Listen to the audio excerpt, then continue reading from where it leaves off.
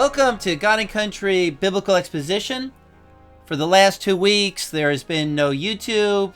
I was out in Minnesota visiting my son, his wife, my grandson. It's always good to get out of town to get a different perspective, to have time to study, to pray, to think.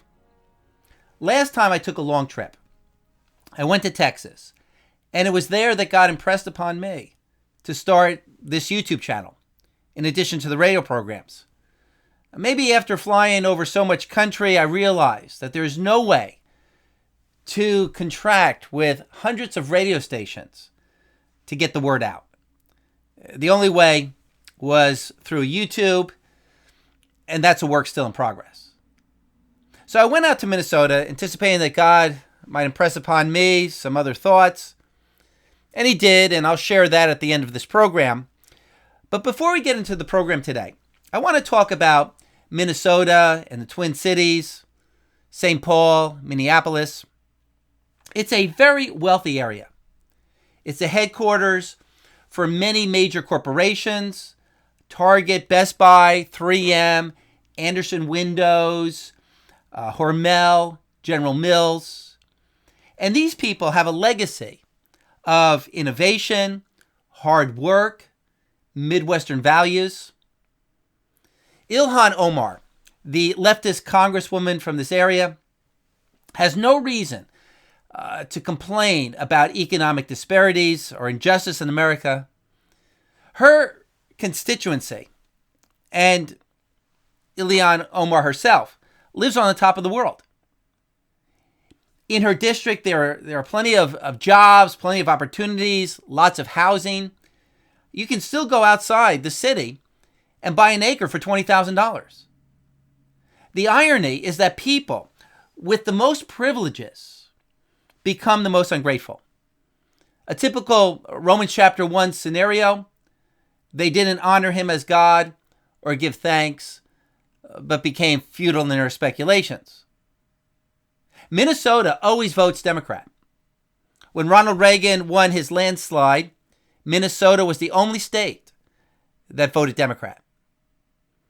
I went bicycling around the city of St. Paul, and I never saw so many BLM signs, LGBT flags. So what's wrong with this city? How can they be so leftist and yet so prosperous? Well, it's a college town, so there is a cabal of humanist ideologues indoctrinating the population. And the prosperity is not the product of leftism. Leftism is a parasite living off of the prosperity. The prosperity came from built-up Christian moral values from yesteryear. And we know that wealth and prosperity bring about pride and arrogance. Mankind just doesn't do well in riches. It's easier for a camel to go through the eye of a needle than for a rich man to enter the kingdom of heaven. And wealth attracts many ideological wolves to the universities. Ezekiel 16 sums up the Twin Cities for me. Verse 49. Behold, this was the guilt of your sister Sodom. She and her daughters had arrogance, abundant food, and careless ease, but she did not help the poor and the needy. Thus they were haughty and committed abominations before me. Minneapolis's main problem is not a racism problem. It's not a policing problem. It's a drug and immorality problem. This is what happens to people who forsake God and have plenty of money and leisure time. More verses that seem to describe the situation. Jeremiah 48:11. Moab has been at ease from his youth. He has also been undisturbed, like wine on its dregs. And he has not been emptied from vessel to vessel, nor has he gone into exile. Therefore he retains his flavor, and his aroma has not changed. Or Psalm 73:5, they are not troubled as other men, nor are they plagued like mankind. Therefore pride is their necklace, and the garment of violence covers them. Psalm 123:4, our soul is greatly filled with the scoffing of those who are at ease, and with the contempt of the proud. You know, when I think of the Twin Cities, Minneapolis and St. Paul, the first thing that comes to my mind is the Mary Tyler Moore Show. Baby boomers will know what I'm talking about there. The sitcom was set in Minneapolis. So for a blast from the past, do you remember this?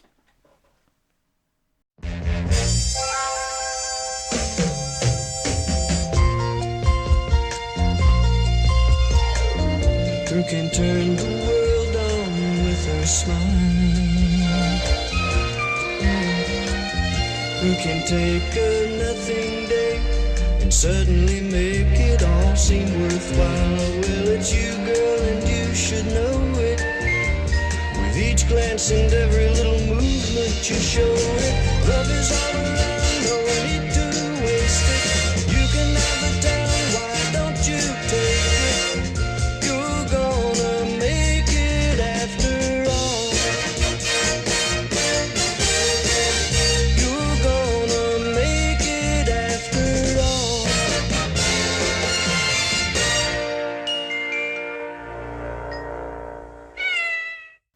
In downtown Minneapolis, there is a statue of Mary Tyler Moore throwing her hat into the air.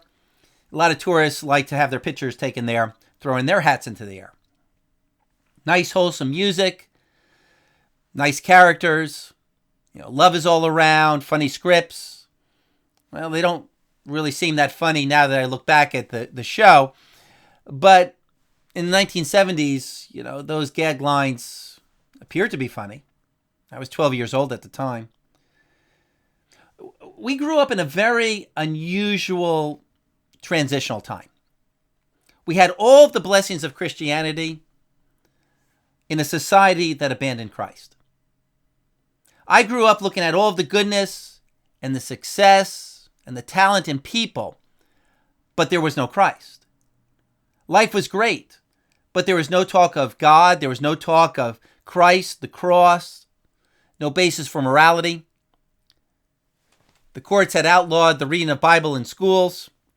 Life was secular and godless in politics, in the media, in entertainment, in education. And this creates a real apologetic problem. How can it be? How can it be that mankind is doing just fine without Christ? For most Americans, this meant God and biblical truth were unnecessary. We were like the prodigal son, living prosperously for a little while off of the father's wealth for a generation. We had a culture of Christ without Christ. But I came to realize as a teenager that the goodness of my generation was a very thin veneer. Even Mary Tyler Moore became an alcoholic and had 2 failed marriages. So despite what the song said, hey girl, you're not going to make it after all. Our generation has been living on the moral capital of previous generations that embraced the truth of Christ. A thought occurred to me recently that when I was raised in the 1960s and the 1970s, there were adults around me who were born in 1890. And they attended colleges where they had chapel every week, like at Harvard and Yale. And families went to church together. I looked this up. Did you know that at Rutgers, the school was a Dutch Reformed Christian college? And students had to attend chapel every day, all the way up until about the 1930s. And then in 1945, it became a state college and became secular. I guess what is a surprise to all of us is how long the moral capital of Christianity can remain in a culture. But since the truth of Christ has been rejected, it's inevitable that it's all going to collapse. And that's what's happening in America today. We're becoming Sodom and Gomorrah. We're experiencing the fruit of ungodly paganism. But at the same time, the encouraging note here is that God is still doing his work. He's still building his church. In downtown Minneapolis, is John Piper's church, Bethlehem Baptist. And they have a seminary there where they're training men to start churches in the area. Sometimes we assume that these leftist strongholds are leftist strongholds because there's no gospel. But it could also be that because there is a strong gospel and a witness for Christ and a Christian community, that's where the devil attacks. And that's where he pulls out all stops. Minneapolis is also the home of Mike Lindell, the MyPillow guy. In the Prophesies of God, God saved Mike Lindell out of a life of drug addiction. And now he is a testimony and a force for righteousness. I stopped by the MyPillow store at the Mall of America, and I picked up a Mike Lindell bobblehead. Now, I don't need a Mike Lindell bobblehead, but I thought I would support Mike and his cause. So I'm just going to put this right up here. I get with my bobblehead of Charles Haddon Spurgeon, and maybe Spurgeon can help disciple Mike Lindell. Well, I have a whole lot to say about Mike Lindell. I bought his book while I was there. What are the odds? His testimony. It's got this optical thing going on in the front where you look at it one way and it shows, his picture before he was saved and then his picture after he came to know Christ. This is a great book. If you have to give somebody a birthday gift or a Christmas gift, I would highly recommend this book. Mike Lindell is a new Christian. He's still learning. But Lindell's testimony is just a good example that God calls the weak to confound the mighty. That Jesus Christ would get all the glory. 1 Corinthians chapter 1, verse 27. But God has chosen the foolish things of this world to shame the wise. God has chosen the weak things of this world to shame the things which are strong. And the base things of this world and the despised God has chosen, and the things that are not, so he might nullify the things that are. Now, the topic for today. I'm beginning the series on the seal and the trumpet and the bowl judgments described in the book of the Revelation. I could do a series on the entire book, but that would take months. So instead, I want to focus on these coming judgments of God outlined in the book of the Revelation. 3 sets of judgments, 7 in each set. And these judgments are the framework around which the book of the Revelation is built. Well, this week's YouTube is part 3 in the series. I would love to, but I don't have the time to go back and turn the first 2 programs into YouTubes. But if you go to my website, go to programs in 2021 to program 505 and 506, and you can listen to my first 2 programs in the series, which covered the preliminaries. The purpose for these judgments, the timing of these judgments. Now, in this week's program, we're finally getting to the actual text.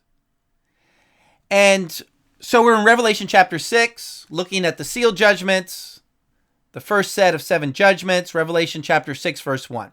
Then I saw when the Lamb broke one of the 7 seals, and I heard one of the 4 living creatures, saying as with a voice of thunder, "Come."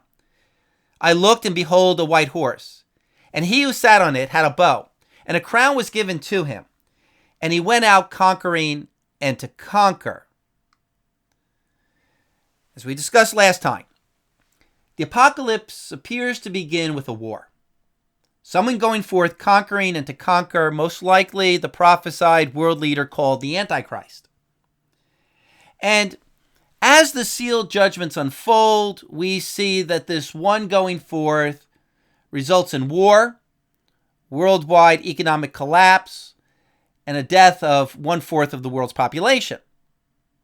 And a question in this regard is this: does this going forth to conquer take place at the beginning of the Great Tribulation, when the Antichrist is first revealed, or in the middle of the 7-year tribulation, when Jesus says in Matthew 24, there will be the abomination of desolation, and there will be a great tribulation, such as never occurred since the beginning of the world? Or is this war toward the end of the Great Tribulation, when the kingdom of the Antichrist is finally judged? Do the seal, trumpet, and bowl judgments all occur near the end of the tribulation, or do the seal judgments begin the tribulation and the trumpet and the bowl judgments end the tribulation? I mean, when it comes to eschatology, there are all sorts of unproven assumptions concerning the timing.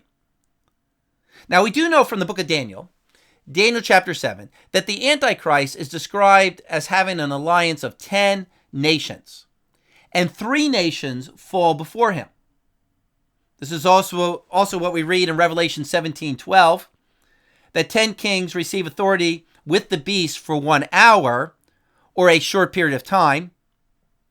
It looks like the rule of the Antichrist begins with a conflict, the establishment of his empire, this breaking of the first seal, where the Antichrist goes forth and conquers.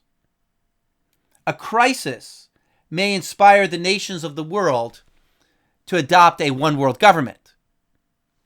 In the words of Rahm Emanuel, or Saul Alinsky, or Niccolo Machiavelli, don't ever let a good crisis go to waste. In other words, use it to enhance your power. Well, after this crisis, this conquering, the Antichrist coming to power, then we read about the persecution of God's people. As in Daniel 7:21, I kept looking, and that horn was waging war with the saints and overpowering them. And in the breaking of the seal judgments, after this conflict, described in the first 4 seal judgments, the 5th seal is opened, and we read about those who are slain because of the word of God and because of the testimony they maintained. And these Christian martyrs cry out, "How long, O Lord, before you judge and avenge our blood?" And the answer back is that this persecution must continue for a little while longer. So the tribulation continues. So it looks like the Antichrist is still functional and in power after the breaking of the seal judgments. And it may be the breaking of the seal judgments that bring the Antichrist to power. So my guess, and take it with a grain of salt, is that the breaking of the first seal begins the tribulation. The tribulation begins with the crisis. I may be wrong in that. It could take place in the middle of the tribulation. Well, here students of the Bible might ask, wait a minute. I thought these apocalyptic judgments in the book of the Revelation are meant to judge the Antichrist and to judge evil, but instead we see that in the breaking of the seal judgments, evil is empowered. Evil is allowed to go forth and to conquer. But this is the whole point in God allowing the satanically inspired reign of the Antichrist. He is not coming to save the world. He is not coming to bring in a utopia for the unsaved. He is coming to destroy the world through his policies. And this is the whole lesson Paul conveys to the Thessalonians in 2 Thessalonians chapter 2. Paul explains that the Antichrist will come, but God is sending him so that they all may be judged who did not believe the truth but took pleasure in wickedness. The Antichrist, this one going forth to conquer, is not working to prevent the judgment of God. He is the judgment of God. Now, of course, the Antichrist and his followers do not believe that they are the tools by which God will bring judgment down upon their own heads. They believe that they are the social political saviors. But God's people know otherwise. Also, as we study the details of the 6 seal judgments, there are always those who ask the question, why do we need to know about these judgments and how the apocalypse will begin? Well, first, it's written in the Bible, so God knows that we must have this information. But second, we need to really learn God's way in using evil to punish evil. Isaiah chapter 10. Woe to Assyria, the rod of my anger, the staff in whose hands is my indignation. I sent it against a godless nation and commissioned it against the people of my fury to capture booty and to seize plunder and to trample them down like mud in the streets. Also, Jeremiah 51:7. Babylon has been the golden cup in the hand of the Lord, intoxicating all of the earth. The nations have drunk of her wine, therefore the nations have gone mad. Or Jeremiah 51:20. He says about Babylon, you are my war club, my weapon of war, and with you I shall shatter nations, and with you I will destroy kingdoms. Psalm 92:7. When the wicked sprouted up like grass, and all who did iniquity flourished, it was only that they might be destroyed forevermore. But I found that no matter how much you try to explain this to people, so many people just don't get it. It's too counterintuitive for them. They still see the rise of wickedness as a sign of evil's success, not a sign of evil's defeat. People don't understand how Hitler, Stalin, and Mao were God's judgments on Germany, Russia, and China, because they appear as the devil's successes. Well, not according to the Word of God. So understand the nature of these sealed judgments, how God uses the wrath of men to praise him, how evil is used of God to destroy evil. Now, in regard to the physical details of apocalyptic events, such as this one going forth to conquer, let's remember that we're only getting a summary, a brief outline. A mistake is often made in assuming that everything that happens in the apocalypse is recorded in the book of the Revelation. No, just like in the prophecies concerning Christ's first coming, many events and details are not recorded. In the Old Testament, there was no prophecy that the Messiah would turn water into wine at the wedding feast of Canaan. There was no prophecy that he would begin his ministry at age 30. There was no prophecy that he would be baptized by the prophet John, that he would walk on the water, that he would calm the storms, that he would be in a trial before a man named Pilate during the Roman occupation. All we get from the Old Testament prophecies is overarching spiritual principles. So also in regard to the prophecies concerning Christ's second coming. But now in regard to events leading up to the second coming of Christ, we are given much more detail than what is recorded in prophecies concerning Christ's first coming. But still, it's not comprehensive. There will be many surprises.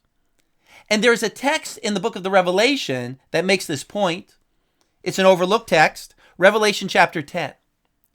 The Apostle John sees an angel holding a little book, which represents more information about the apocalypse. And then John hears a voice like the sound of thunder, communicating 7 messages. But when John is about to write down what he hears, John hears a voice from heaven saying, "Seal up the things which the 7 peals of thunder have spoken, and do not write them." Why does God even tell us of this event? Why even have John hear these things and not record them? Well, I believe, as do many Bible commentators, the whole point is to communicate to us that there are many things that will happen during the time of the apocalypse that have not been foretold, but will be a surprise. We do get a general outline, but don't be alarmed by the unexpected. So therefore, we must be careful not to over-speculate, thinking that we're told everything that's going to happen in the apocalypse, thinking that we can extrapolate on hidden clues. Many end-time preachers do this, thinking that they will help pique people's interest in the revelation. The prophetic preachers back in the 1970s that claimed that Russia is going to come down and attack the Middle East and take the oil, or that the apocalypse will begin in the 1980s because that's 40 years from the founding of Israel in 1948. There's just been so many end-time speculations preached as gospel truth.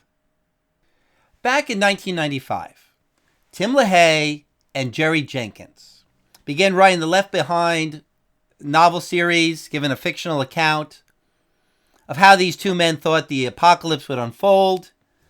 There were 16 novels and 4 movies. They were very popular in American evangelicalism. But besides entertainment, did they really help?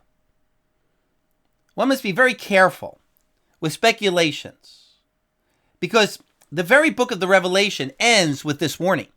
Revelation 22:18. I testify to everyone who hears the words of the prophecy of this book. If anyone adds to them, God will add to him the plagues which are written in this book.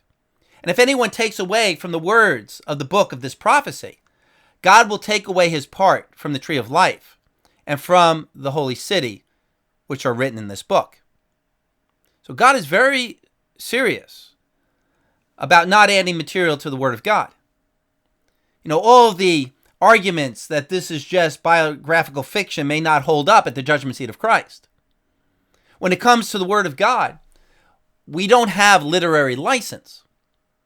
Now, Jerry Jenkins' son, Dallas Jenkins, is doing the same thing to the Gospels that his father did to the book of the Revelation, creating a fictional account of the life of Jesus, which adds all sorts of additional dialogue and events to carry the gospel story along. I mean, it's not like the Jesus movie that limits itself to the text of Scripture. Dallas Jenkins has Peter in trouble with the Romans due to his gambling debts. And he has Matthew the tax collector being autistic. And he has Jesus rebuking John the Baptist for pointing out Herod's sin, depicting John the Baptist as a political hothead. Jenkins has Jesus saying to John, nobody wants to be accused of killing their babies. And he has Jesus saying to John, I heard about that brood of vipers comment. That's classy. And then Jenkins has John the Baptist giving Jesus advice, saying, are you really going to be nice to these people? And Jesus says back to John, I suppose not. The scripture teaches that John the Baptist said that he wasn't even worthy to untie Jesus' sandals. John would not be debating with Jesus. John would not be giving Jesus advice. You see, I know the Word of God too well to accept Dallas Jenkins' personal edition of Jesus' words. Now, I know many Christians love this series called The Chosen because they believe it's making the Word of God come alive for them. But you're much better off letting the word of the Gospels come alive to you by reading the Gospels themselves and letting the Holy Spirit guide you. Don't let someone add words to what Jesus actually said, either in the Gospels or in the book of the Revelation. And this argument is false that says every pastor in his Sunday morning message adds to the Word of God. I don't know of any faithful pastors who make up new words for Jesus that Jesus didn't say. Well, that's a diversion. Let's get back to Revelation chapter 6. A few points to note here. In Revelation chapter 6, one of the 4 living creatures speaks with the voice of thunder. And there are many references to thunder in the book of the Revelation. And it's universally understood that thunder is the sign of a coming storm. Just like in chapter 8, before the trumpet judgments, there is silence in heaven for half an hour. It represents the calm before the storm, something that everyone has experienced. The messages given and the images used in the book of the Revelation are not hard to understand. And rather than God simply saying that there are 4 judgments, he describes them as 4 horsemen. Because in the ancient world, the horsemen brought the news. And the condition of the rider would indicate how the battle was going. And in the ancient world, conquering kings would always ride a white horse. The Antichrist rides a white horse, and he receives a crown. authority. And the crown is given to him. He is given authority by the people of this world. The second horse is red. War and bloodshed break out. Revelation chapter 6, verse 4. And another, a red horse, went out. And to him who sat on it, it was granted to take peace from the earth, and that men would slay one another, and a great sword was given to him. How or why this war breaks out, we don't know. It's either instigated by the Antichrist, or it's the response of some to the Antichrist's rule, or it's both. But don't miss the phrase, a great sword or weapon is given to him. And here, eschatological teachers point out are times of modern warfare, nuclear weapons, drone technology, something never experienced before in the history of the world. Now, some will criticize this application as being prophetic sensationalism, but I don't discount it. Keep it in the back of your mind that the Antichrist conquers. He is the one who takes peace from the earth, and a great weapon is given to him. Christians are to know that the Antichrist has been given a great weapon. And we're to know that globalism will not bring about world peace, but war. But with war comes a black horse, the breaking of the third seal. Revelation chapter 6, verse 5. When he broke the third seal, I heard the third living creature say, "Come." I looked, and behold, a black horse. And he who sat on it had a pair of scales in his hand. And I heard something like the voice in the center of the four living creatures saying, "A quart of wheat for a denarius, and 3 quarts of barley for a denarius, and do not damage the oil and the wine."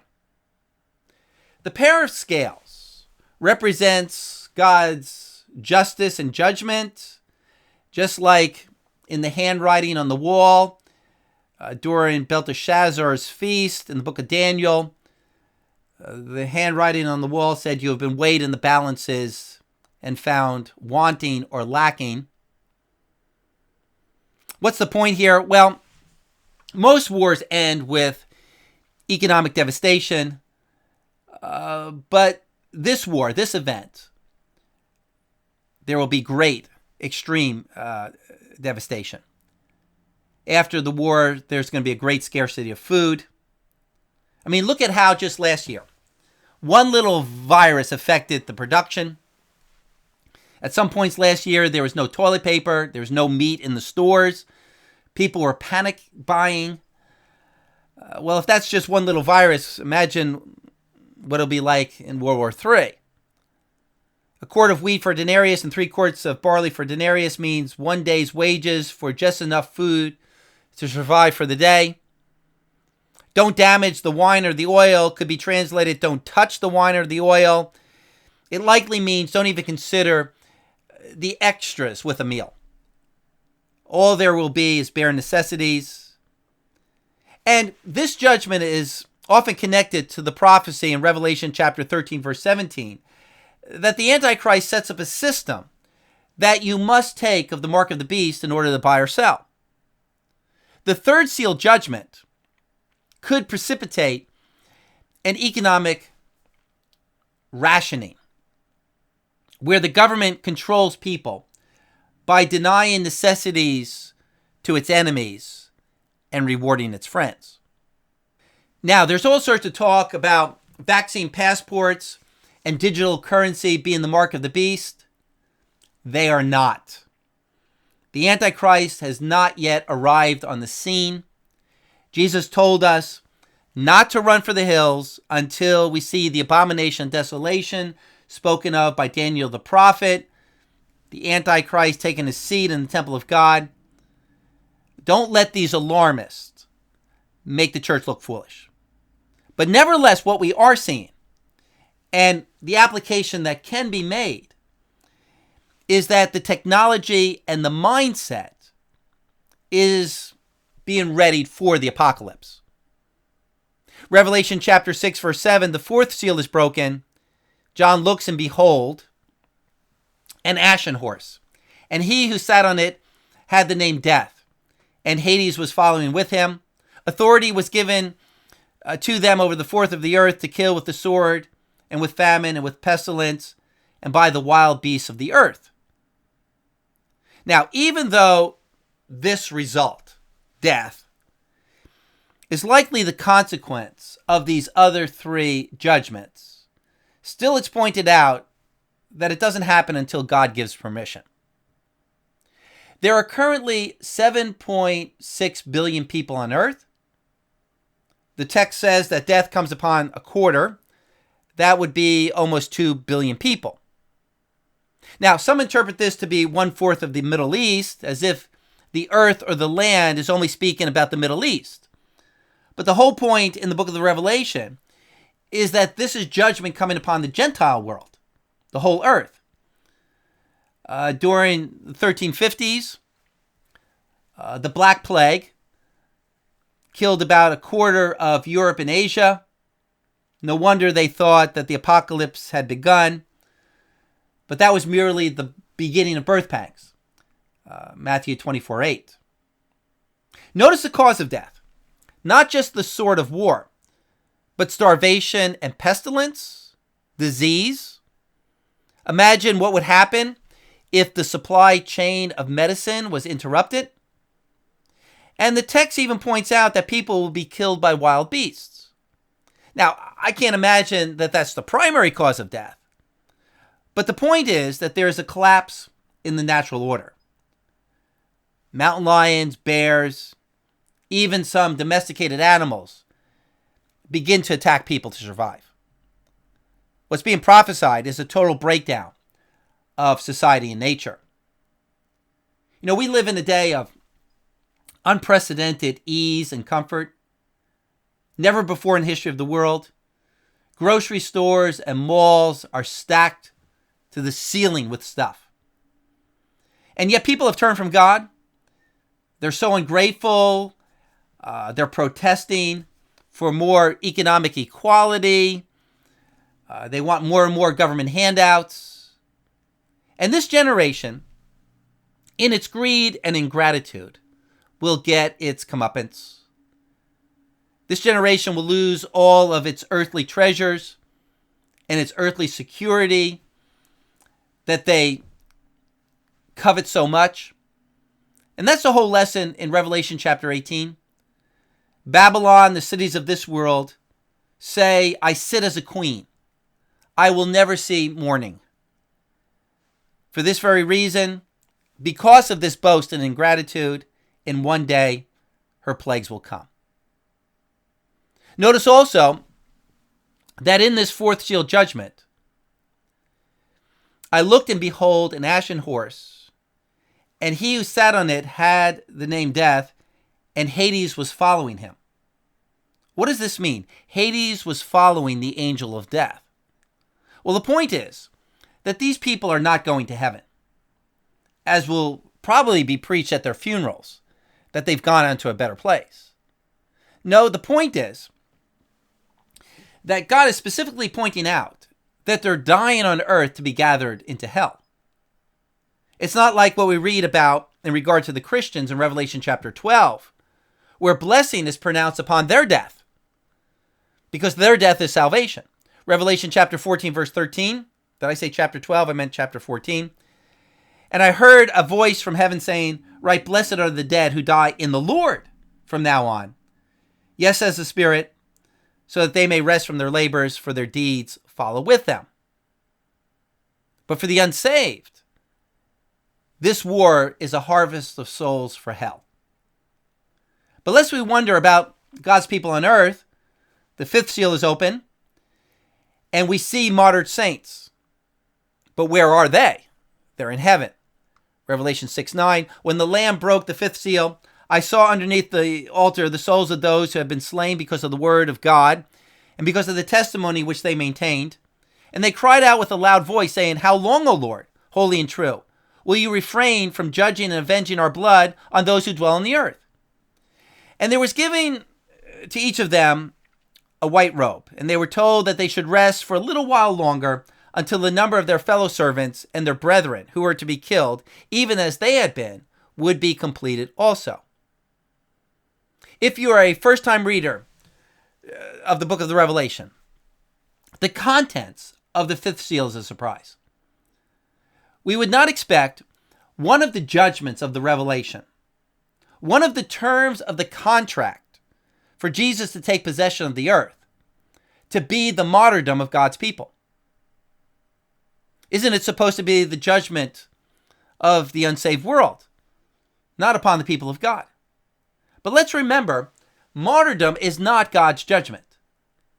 It's a way God removes his people from this earth with a great reward, exiting the world, confessing that Jesus is Lord. It's a whole lot better exit than wasting away in a nursing home. We need a mature spiritual outlook on the gift of martyrdom. Even concerning the words of Jesus to the martyrs who ask how long, Jesus says they're going to have to wait until even more of the brethren are to be put to death. Again, this reminds us of how blessed martyrdom is. This is how we overcome the world, Satan, and the Antichrist, by showing that Jesus Christ comes before everything, even our own lives. One of my favorite verses is Revelation chapter 12, verse 11. And they overcame him by the blood of the Lamb, and because of the word of their testimony, and they did not love their lives even when faced with death. Well, there's a lot to be said here about the fifth seal, such as we have a cry for justice rather than a cry of Father, forgive them, for they know not what they do, because the day of grace is ended. All who are to be redeemed are redeemed, even as later in the time of the apocalypse, God's people are commanded to rejoice over these judgments in Revelation 12:12 and 18:20. Notice also in the fifth seal that the saints are underneath the altar. Even as in the Old Testament, the blood of the sacrifice was poured out under the altar. Notice the reason for the martyrdom, because of the word of God and the testimony they maintained.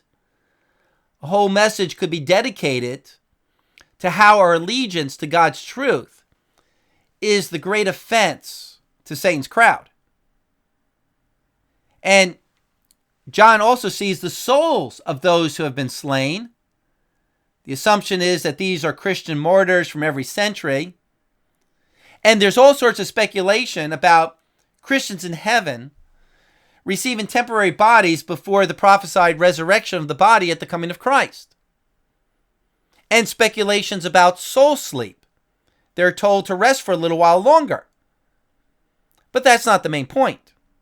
What really matters is that they're given white robes.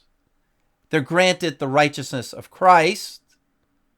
Another major point here is that this vision of the martyrs shows the extreme evil in our world. In that the unsaved, even in the midst of their own severe troubles, are persecuting Christians, slaying them for the testimony and the word of God, the positions that they maintain. The revelation of the fifth seal shows that Christian truth will be a contradiction to their agenda. And so in vindictiveness, they will seek to destroy Christians. And it's likely that Christian truth will be blamed for all of the current chaos and suffering, which is exactly what's being taught in modern thought, in universities, in political think tanks, that Christian morality is the problem, keeping mankind down and in bondage. Well, the sixth seal breaks, and now we see heavenly divine wrath, Revelation 6:12. And I looked when he broke the sixth seal, and there was a great earthquake. And the sun became black as sackcloth made of hair, and the whole moon became like blood, didn't become blood. And the stars of the sky fell to the earth, as a fig tree casts its unripe figs when shaken by a great wind. The sky was split apart like a scroll when it is rolled up, and every mountain and island were moved out of their places. Is this supernatural, or simply more of the fallout from the war resulting in ecological disasters. Well, God could use and has used secondary means. Just like in the parting of the Red Sea, God did not command the water molecules to assume a certain position. In Exodus 14:21, we read that God sent a strong east wind all night to part the waters. But whether God uses direct or secondary means, these are still acts of God. And the breaking of the sixth seal parallels Jesus' words in Matthew 24:29. But immediately after the tribulation of those days, the sun will be darkened, and the moon will not give its light, and the stars will fall from the sky, and the powers of the heaven will be shaken. Exactly what we read in the sixth seal judgment. And then we have in the seventh seal judgment the trumpet judgments and the bowl judgments in rapid succession. And then Jesus says that after these judgments, he will return and gather his elect. Matthew 24:30. And then the sign of the Son of Man will appear in the sky. And then all of the tribes of the earth will mourn, and they will see the Son of Man coming on the clouds of the sky with power and great glory. Whether this coming of Christ is after the sixth seal judgment or after all of these judgments, the trumpet and the bowl judgments, is really not revealed. Maybe Jesus in Matthew 24 is summing up all of the judgments, the seal, the trumpet, and the bowl judgments, in his description in Matthew 24:29. Now, after the opening of the sixth seal, these judgments, we are given a picture of the world's response. Just like after the trumpet judgments, we're given a picture of the world's response, non-repentance. And then after the bowl judgments, we're given a picture of the world's response. They blasphemed God. Here we see, after the seal judgments, that rather than repenting, they're hiding from God, wishing to die in order to hide from the judgment, as if that will help. Revelation 6:15, then the kings of the earth and the great men and the commanders and the rich and the strong and every slave and every free man hid themselves in the caves and among the rocks of the mountains, survivalist bunkers. And they said to the mountains and to the rocks, fall on us and hide us from the presence of him who sits on the throne and from the wrath of the Lamb, for the great day of their wrath has come, and who is able to stand?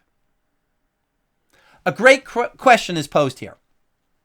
Who is able to stand? The world may not know the answer, but we know the answer. Those who have received Christ and who have been cleansed by the blood of the Lamb. The very Lamb of God the world is fighting against. Well, this is all we have time for today. Next week, I expect to do lesson 4 in this series, and we'll pick up with the trumpet judgments. But let me end with that one big lesson I learned this week in the Twin Cities. Throughout the week, in the mornings, I was studying the book of the Revelation, being reminded of all of the apostasy in this world. In the afternoon, I was touring the city, seeing all of the world decline despite the affluence. One night I was riding my bicycle on Summit Avenue in St. Paul, and I saw a tiny park overlooking the Mississippi. So I veered off into the park looking for somebody to give out gospel brochures to. And in the distance, I saw a young man reading his Bible on a bench. And I could tell it was a Bible just by the way it looked. Bibles fold open in a certain way. It wasn't one of those personal study Bibles. It looked like one of those evangelistic Bibles. I rode right up beside him and I said, it's really unusual to find someone in the park reading a Bible. Here are some gospel brochures that you should read. In the providence of God, God sent me all the way from New Jersey to give you these brochures. And then I rode off. I felt my words needed to be short and brief just to make that impact. I actually gave him 2 tracts, which I was passing out in the area. Mike's testimony of a fellow in our church. It's a great track. I think he did a great job in summing up the essence of what it takes to be a believer. And also V's testimony, Vasilisa's testimony. She was a girl in her church raised in a Russian orphanage and then came to know Christ when she came to the States. What I learned when I rode away is that despite all of the apostasy in this world, there is still a harvest of souls. There are still searching souls, even during this time of great falling away. So don't be discouraged. The harvest still is plentiful, even though the laborers are few. So thank you for listening today. Thank you for taking the time to make God and country part of your discipleship in the Word. Don't forget to share, to like, to leave a comment below, to subscribe. And may Jesus Christ reign.